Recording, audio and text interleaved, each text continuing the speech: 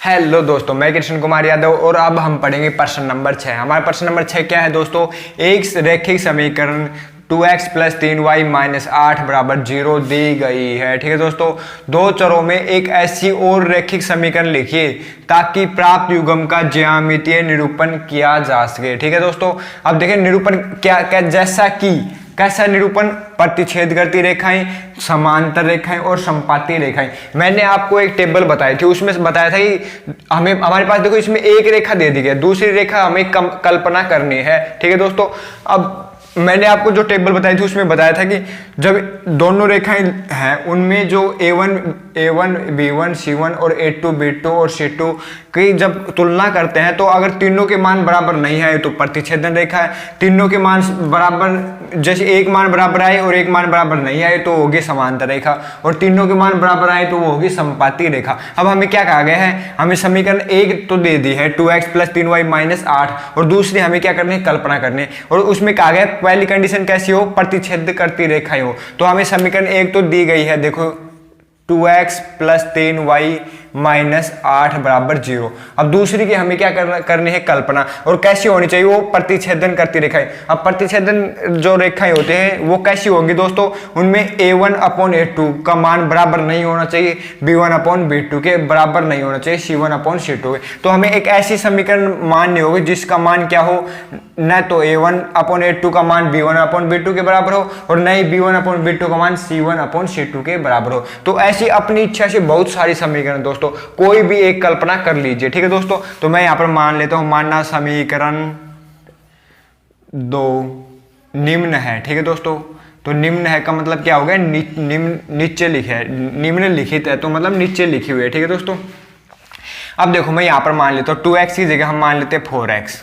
ठीक है दोस्तों, प्लस देखो b का मान, देखो A1/A2 क्या हो गया हमारे पास?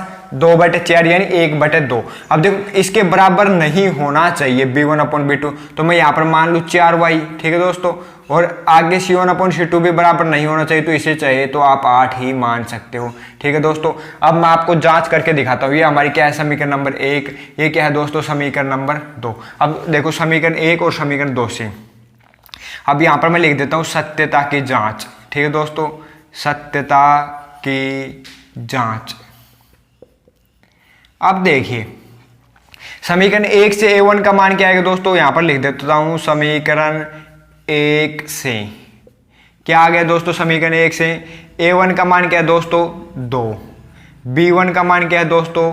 3, और C1 का मान कितना है दोस्तों? -8। समझ में आ गया? अब यहां पर लिख देता हूं समीकरण 2 से, समीकरण 2 से। तो समीकरण 2 क्या है दोस्तों? A2 का मान कितना आ गया दोस्तों? हमारे पास 4। B2 का मान कितना आ गया दोस्तों? हमारे पास 4।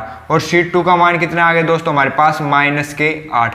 अब देखो समीकरण 1 और 2 की तुलना करने पर, समीकरण 1 व 2 की तुलना करने पर, ठीक है दोस्तों, क्या करने पर? तुलना कीजिए। अब देखो A1/A2 क्या होगा दोस्तों? हमारे पास A1/A2, A1/A2 का मान क्या है दोस्तों? 2/4। ठीक है, कितना है? 2/4। समझ में आ गया? इसे हम क्या लिख सकते हैं? 1/2। आगे देखिए B1/B2 का मान क्या है दोस्तों? 3/4। ठीक है दोस्तों, B1/B2 का मान कितना है दोस्तों? 3/4। और C1/C2 का मान क्या है दोस्तों? -8/8 यानी 1 है। ठीक है दोस्तों, अब देखो A1/A2 1/2 है, B1/B2 3/4 है। ठीक है दोस्तों, और C1/C2 कितना है? 1 है। तो क्या तीनों मान बराबर है? नहीं है। तो प्रतिच्छेदन रेखा की स्थिति क्या होनी चाहिए? कि कोई से भी मान बराबर नहीं होने चाहिए। तो अतः हम यह लिख देंगे, हमने जो कल्पना की थी वो सही है। अतः हमने जो समीकरण 2 की कल्पना की थी, हमने जो समीकरण 2 की कल्पना की थी वह सही है। ठीक है दोस्तों, समझ में आ गया? अब हम बात करते हैं हमारी प्रश्न नंबर 2 पर। अब देखो प्रश्न नंबर 2 की स्थिति कैसी होनी चाहिए? समांतर होनी चाहिए। कैसी रेखाएं होनी चाहिए? समांतर। हमारे पास एक समीकरण क्या दी गई है दोस्तों? 2x + 3y - 8 = 0। अब समांतर के लिए क्या होना चाहिए? कि A1 और B1 की वैल्यू तो समान होनी चाहिए, ठीक है दोस्तों। और सी की वैल्यू क्या होनी चाहिए, समान नहीं होनी चाहिए। तो हम इसे क्या मान लेंगे दोस्तों, मानना समीकरण 2 निम्न है।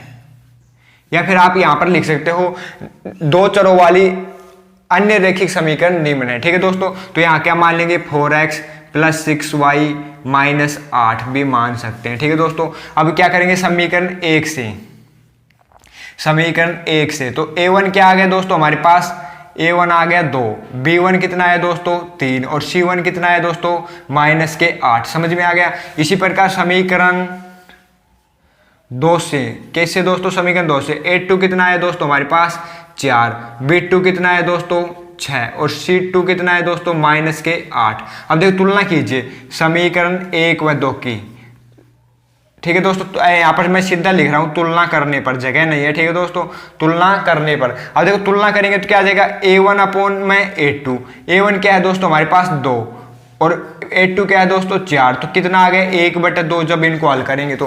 अब आगे देखिए b1/b2, b1 कितना है दोस्तों हमारे पास 3 और b2 क्या है 6, तो इसका मान भी कितना आएगा दोस्तों 1/2। और c1/c2 देखो यहाँ पर -8 है और यहाँ पर भी -8 है, तो यहाँ पर क्या लिख सकते हैं 1/1, ठीक है दोस्तों।